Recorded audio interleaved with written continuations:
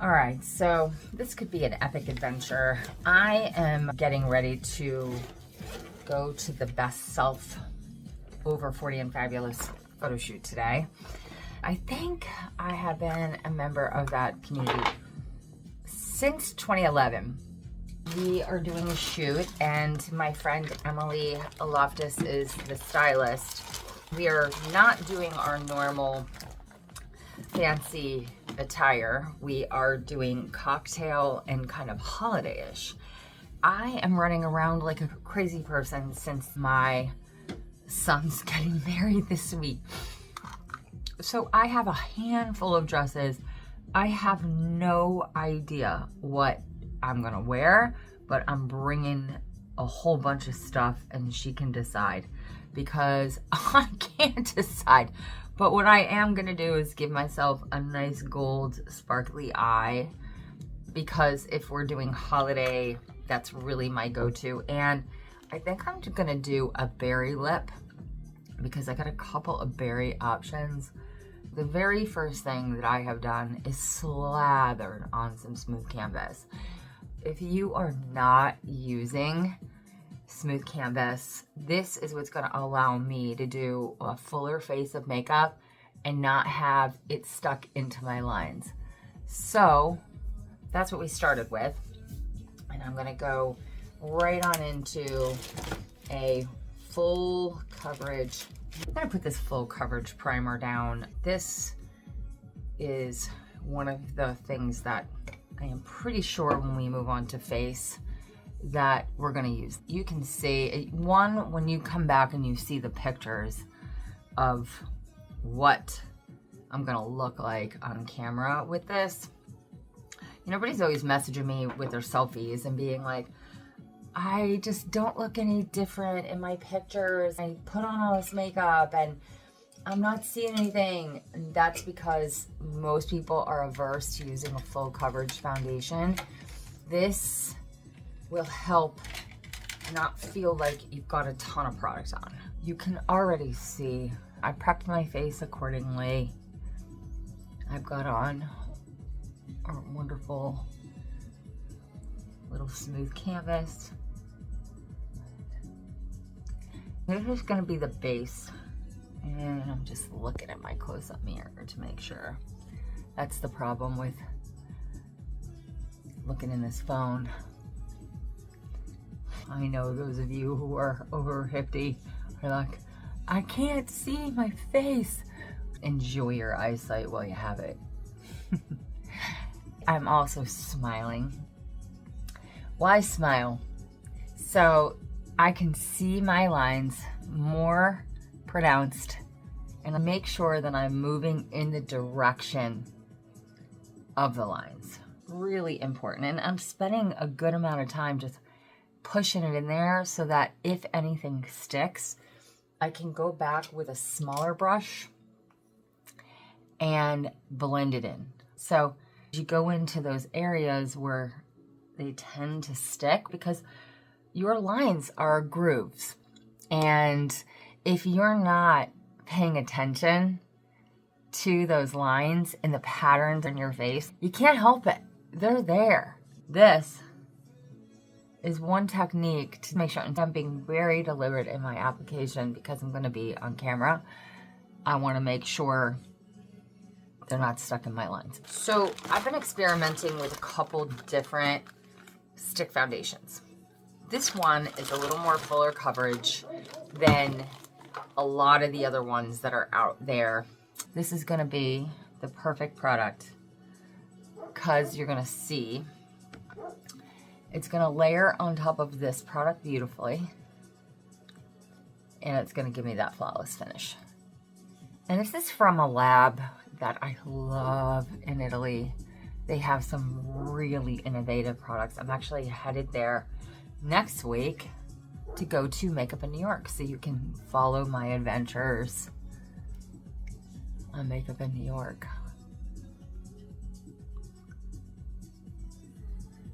And again, I'm just smoothing out my face. And I'm gonna go back in at the end and hit it with some concealer. But right now, my mission I'm gonna just stipple a little bit. All right, so when you're wearing a fuller coverage, you wanna get it into the pores. This technique is wonderful. You watch my video with my mama, that's one of the things. We don't wanna see the product on the surface of the skin. We're kind of stamping it into the skin. All right, so now I'm gonna take just this lovely little buffy brush and buff the excess off the surface of my skin. So again, looking for where the creases are. Remember, this matters today. This has gotta get me to this photo shoot with all the other glorious women and deal with the fact that my hair appointment is tomorrow for the wedding. Deal with the fact that I haven't tried any of these dresses on. This is a great holding place right now. I've got the base on because then we're gonna let it sit a little bit, and then if I need to add more after, that's how we're gonna build from there. Next is, I love this RCMA powder for when you have moments that we need to set. And this one is just got a little yellow tint to it, and I'm gonna use a pretty big fluffy brush. And I'm not a big fan of powder, but you're gonna see the flawlessness that comes from being able to put on this powder. And this one, I didn't quite realize it, has a little bit of shimmer. So now I'm gonna look like I'm glowing. Isn't that funny? But I think it's just a beautiful amount of refined shimmer. So I'm up for that. A little bit on my neck. One of the really great things is a little powder puff. And I'm gonna bring this with me to the shoot, and you can definitely see the shine in there. So let's hope I don't blow up on the camera. I'm gonna look like a Christmas tree. Sometimes when that flash hits, it will reflect, but oh, I don't know. I got better things to worry about right now, as in getting out of here. Okay, so next is I am gonna contour just a little bit. I'm gonna use this new experimental palette. I have a ton of contours, but the reality is that I would never be contouring unless I'm on a shoot. I'll use a little bit for daily, just a little bit. I'm going to load my brush and make a little fish face. I'm gonna go half on this bone and half under this bone. So important to load the brush. And you can see right there. And I'm gonna go, because my nice big forehead, right? And then I'm gonna do a little bit on this jaw. And then what I'm gonna do is slowly buff it away. Slowly buff, buff, buff, buff, buff. And I'm gonna use this little fingery brush. And I'm gonna smile a little bit. The hardest part for me, whenever I'm contouring, is I wanna wipe it away. Even when I'm doing clients' makeup, I want to wipe this away. I hate seeing stripes, and I always want to blend it in. And if you do that, you miss the whole point in the contour. So you can start to see this lovely illusion of my rounded face, or my oval shaped face. Because when you go to put these in, and then, you know, do I want to put it on my nose? I don't think so. I think I'll highlight a little bit in there. Okay, so can you see all that? All right, then I'm gonna go back with this little buffy and go stipple again. And then look, the brush wipes it up there a little bit, but that's okay. Knowing me and the way I roll, there have been times when I have walked outside and completely forgot to blend. That's why I'm just the most graceful makeup artist that's out there. not. All right, and I'm praying that my new product is in here. And it's not looking, oh, thank God. This is the new brow. And this right here, I got my brows tweezed today. And we had a staff meeting today, but we did not have time to color me.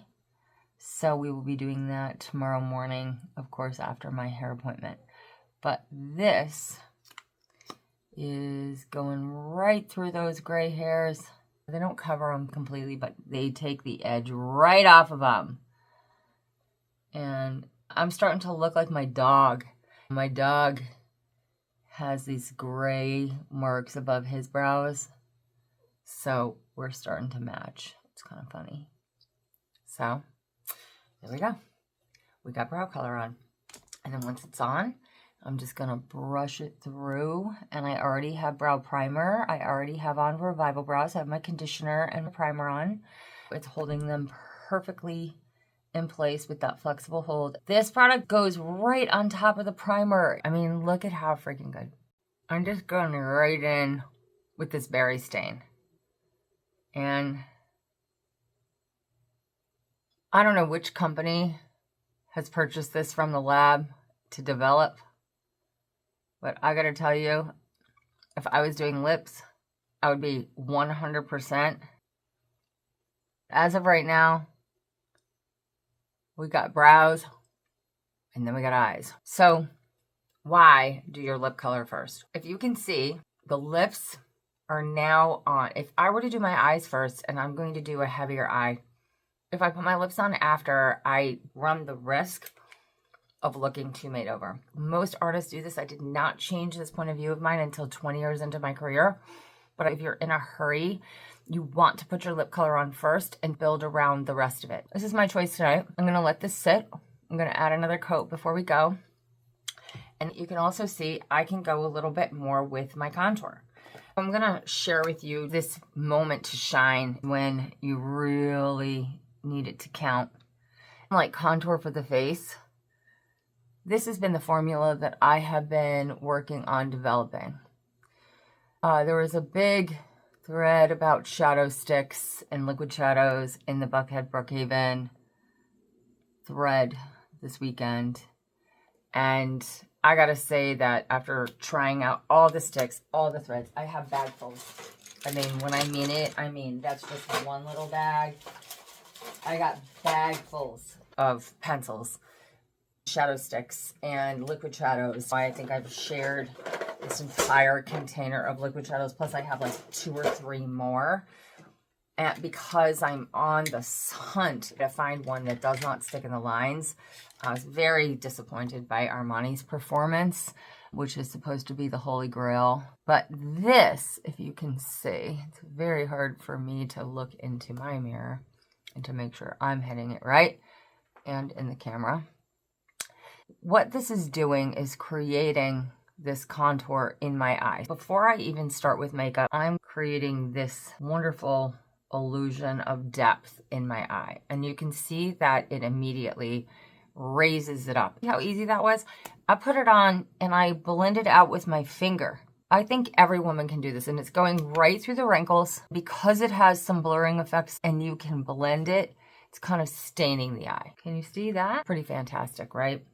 All right, so this is life-changing because every time I do makeup on a woman over 50, and since I am a woman over 50, it is a major pain in the ass when a contour sits in the lines. It's a real problem. The next thing I'm going to do is go through, this is the new Tiny Brow. The whole point of Tiny Brow is to make little lines, little brow strokes, and fill in gently behind the brow. I hadn't had my brows done, and you know how I always talk about brows are the lawn of the face?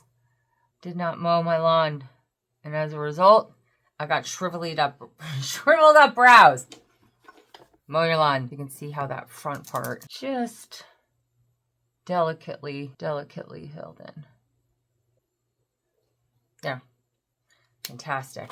All right, brows are filled, contour is on. Now I'm going to highlight just a little bit with this contour stick or highlighter stick, I'm so sorry. And this is the one that's kind of the experimental one right now. And I just think it's lovely. I am gonna go on top of this whole look with eyeshadow because that's what's gonna bring us to a level 2. So a level 1 is your 5-minute makeup, get out the door.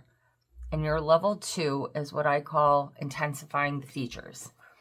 We're going to be doing a lot more tutorials on that because intensifying the features to move from a 1 to a 2, I really don't go to a 3. I suppose if I did false eyelashes and I did some pretty dramatic ones today, I am just going to use mascara. You can look and see how delicate that contour is. I'm so thrilled with that. Most of my eyeshadow palettes are sitting at the studio. Allison's stuck with very few options for shadow palettes right now. But I have one that I love that I broke. And so I'm going to be really careful. One of the reasons why when we go to liquid shadows, we're not going to have that problem. So again, I'm now going on top of, because that was a level 1 contour.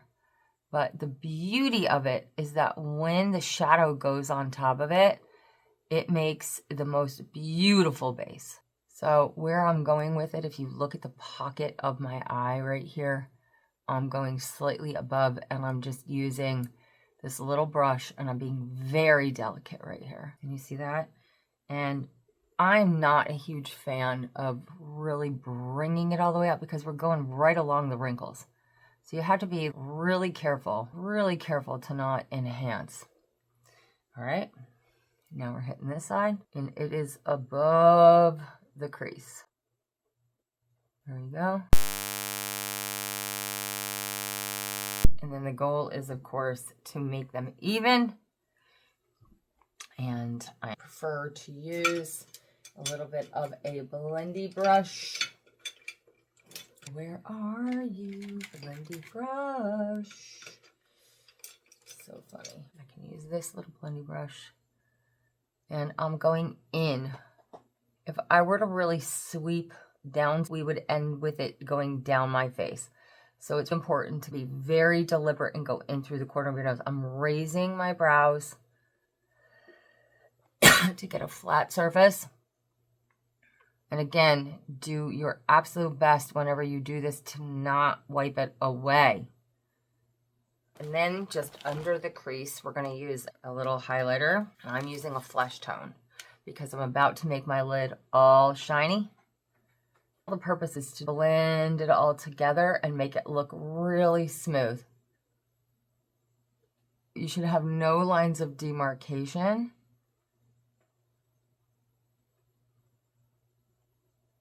I just remembered I did not tightline. I gotta go digging for my pencil. Tightline. Perfect. You're gonna see the difference. Look at that, makes in the eye. Can you see the difference? Very defined. I'm gonna just go ahead and put it on the inside right now. One of the amazing parts about this new blurring shadow stick is that it's going to stain underneath the eyes as well. I'm just going to clean that up a little bit. The best thing to use when cleaning up is a tiny little Q-tip. And this is also a reason why you don't do concealer until the end. If I had just put concealer on, we would have completely had to redo the concealer. Another little trick is I am pulling this out to the corner and dragging it out a little bit.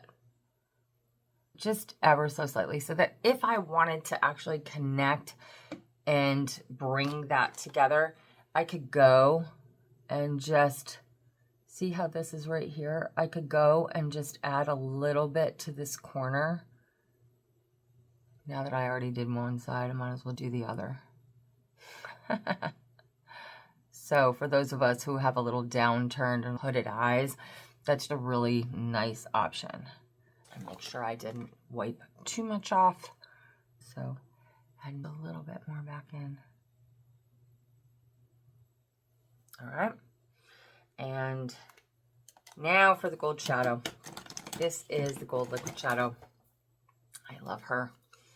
I just did a get ready with me from the Dominican using this and talking about these liquid shadows.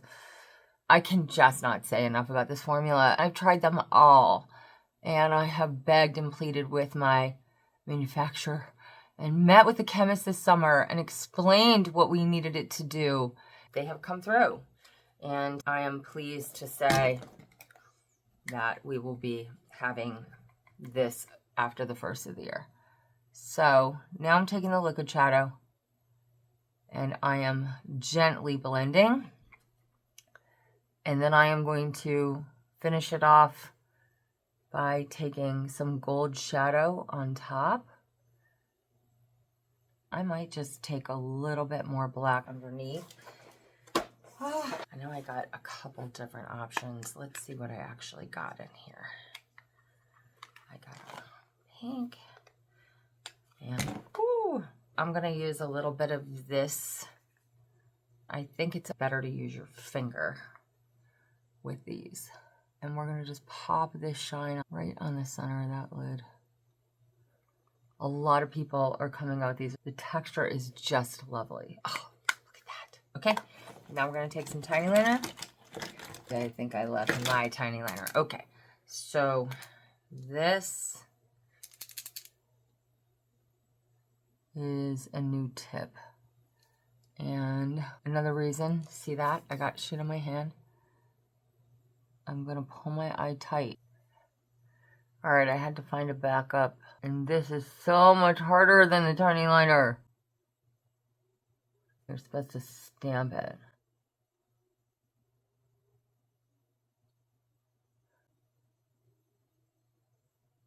It's another formula, it's another brush. Now is not the time to experiment.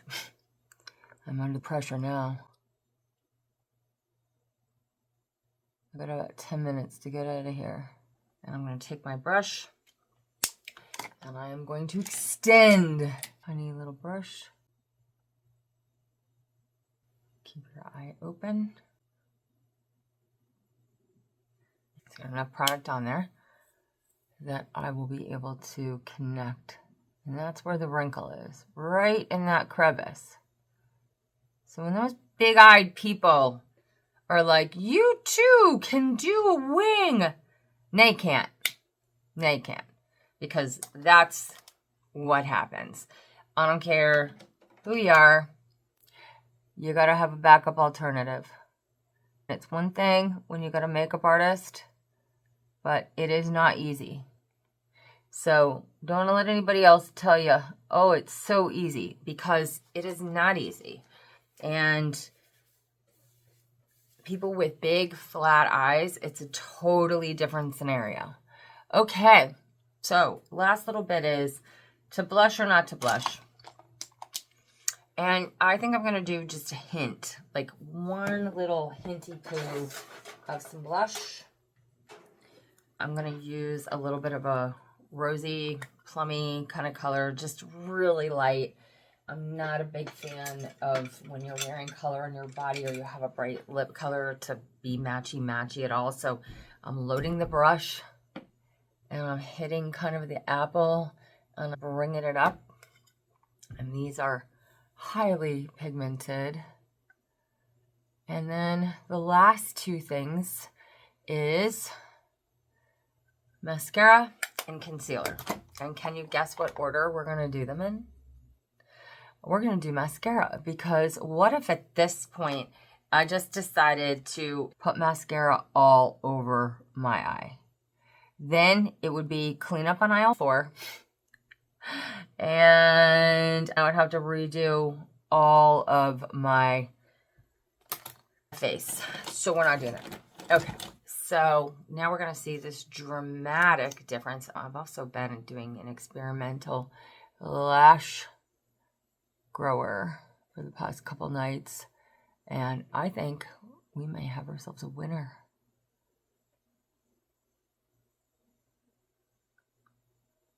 Look at how glorious this mascara is. Oh, you guys.